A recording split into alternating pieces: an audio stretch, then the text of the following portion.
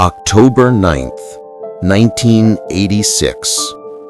The scenic beauty of the Colonial Parkway in Virginia, a picturesque road winding through historic sites, was shattered by an act of chilling violence. The victims were 27-year-old Rebecca Dowski and 21-year-old Kathleen Thomas, who were found dead inside their car at a remote park overlook. Their throats had been brutally slashed.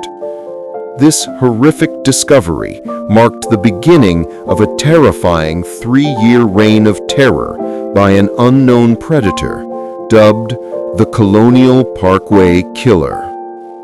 This wasn't a crime of passion or a random act of violence.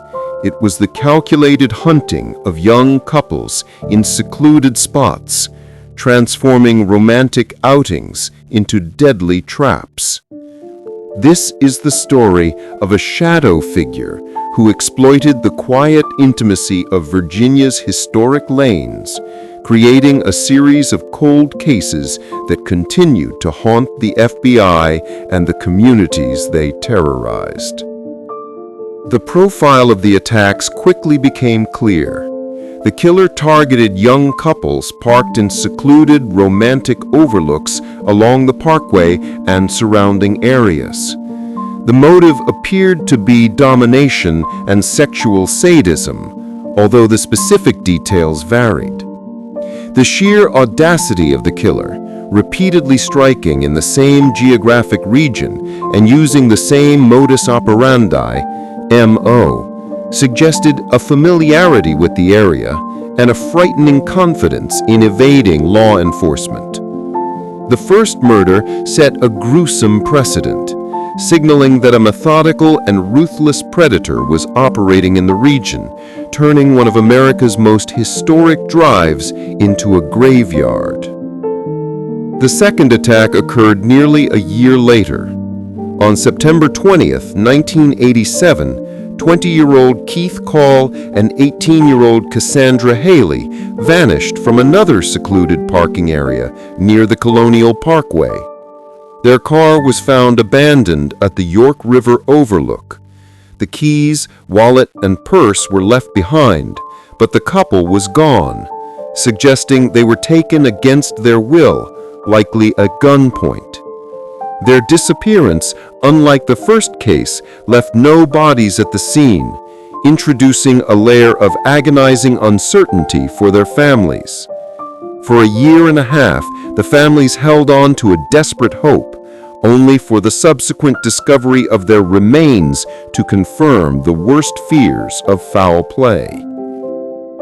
The terror escalated with the third set of victims.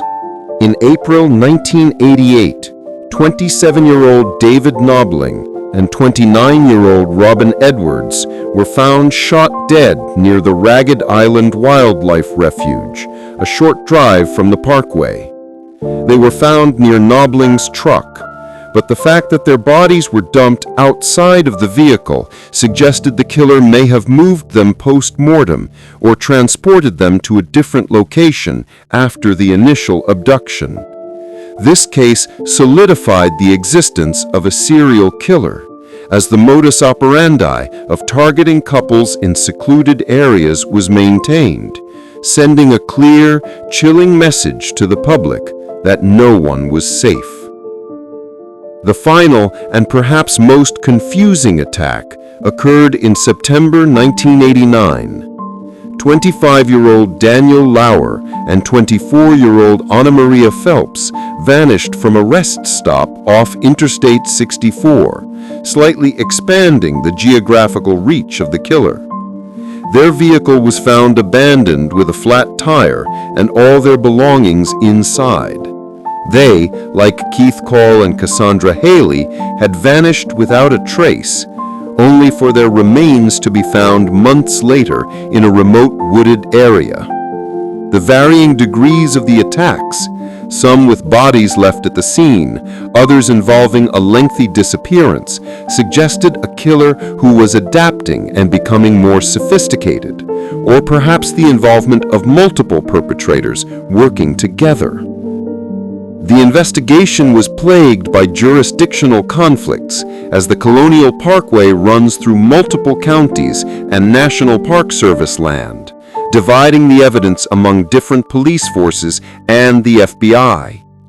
This lack of coordination, coupled with the rudimentary forensic science of the late 1980s, allowed the killer to remain elusive.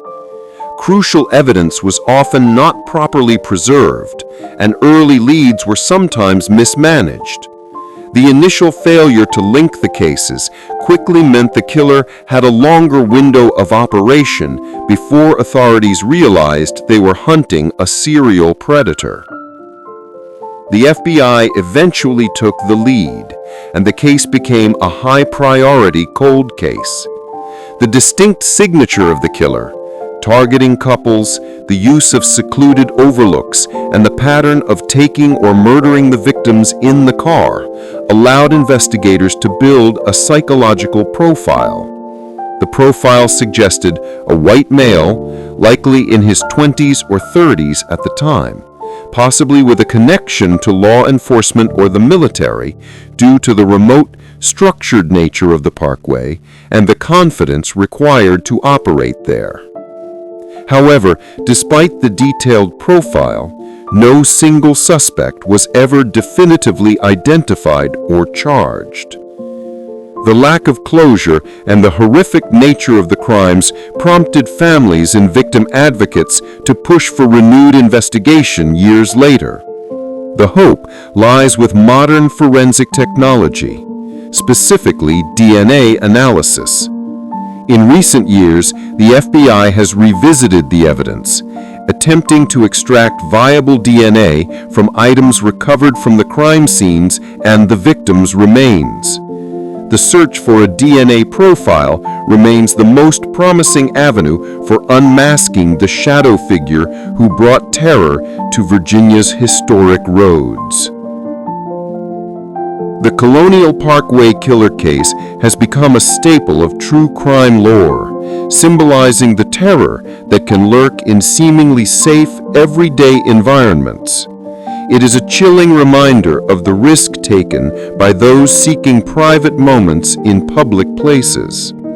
The perpetrator was a master of exploiting vulnerability, leaving behind a legacy of fear and a trail of unresolved anguish for the families who must forever wonder who murdered their loved ones and why. To this day, the identity of the Colonial Parkway Killer remains unknown. Was he a lone, organized killer, or was he part of a pair? Did he stop killing, or did he move his operation elsewhere? The case continues to haunt Virginia, a dark stain on its picturesque history and an unsolved challenge to forensic science. The Forensic Storyteller is eager to hear your most compelling theories on the identity and motive of the Colonial Parkway Killer.